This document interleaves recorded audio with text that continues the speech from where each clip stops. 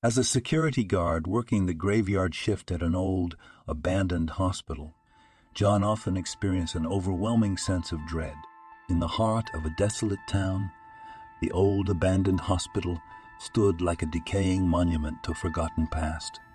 Its walls held secrets, and locals believed it was haunted by restless souls from its dark history.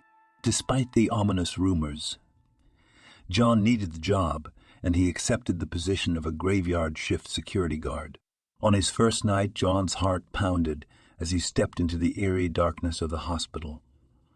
The silence enveloped him like a heavy fog, and a chilling breeze whispered through the corridors. An overwhelming sense of dread clung to him, but he tried to shrug it off as his imagination played tricks. As he made his rounds, the echoes of footsteps seemed to follow him, quickening his pace.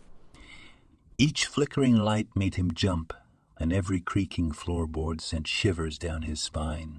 "It's just an old building settling," he assured himself, though the rational explanation did little to ease his nerves. As the night wore on, the hospital's malevolent aura intensified. John's heart raced as he approached a darkened hallway, where eerie whispers seemed to emanate from thin air. He strained to make out the words, but they were incomprehensible, like a cacophony of tortured voices.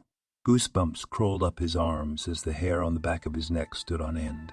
Summoning his courage, John pushed forward, determined to complete his patrol. But as he turned a corner, the door to an empty patient room slammed shut with an echoing bang.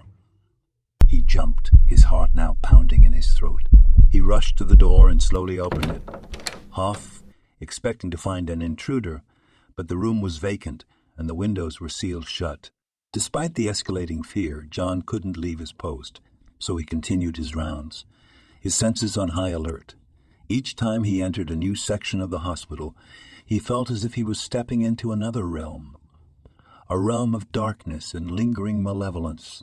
The night grew colder, and John's breath formed ghostly clouds in the air. He found himself dreading every corner, afraid of what he might encounter next. Yet he pressed on, determined to prove to himself that it was all in his head. As he approached the end of his shift, he arrived at a dimly lit corridor. At the far end, a shadowy figure stood motionless. John's heart skipped a beat, and a wave of terror washed over him. He couldn't see the figure's face, but its presence exuded an otherworldly malevolence. Frozen with fear, John stared at the figure, his mind racing for a logical explanation. Maybe it was a mannequin or a trick of the light, but the longer he looked, the more he realized that this was something beyond explanation. The figure seemed to grow larger, its shadow stretching towards him. Summoning every ounce of courage, John turned on his heels and ran, the echoes of his footsteps mingling with the eerie whispers that followed him. He didn't dare look back, fearing that the shadowy figure would be right behind him. He burst out of the hospital, gasping for breath, and didn't stop running until he reached his car. With trembling hands, he fumbled for his keys and sped away from the haunted place, vowing never to return. From that night on, John couldn't escape the nightmares. The hospital's malevolent presence haunted him even in his sleep. He resigned from his job, unable to bear the weight of fear that had consumed him.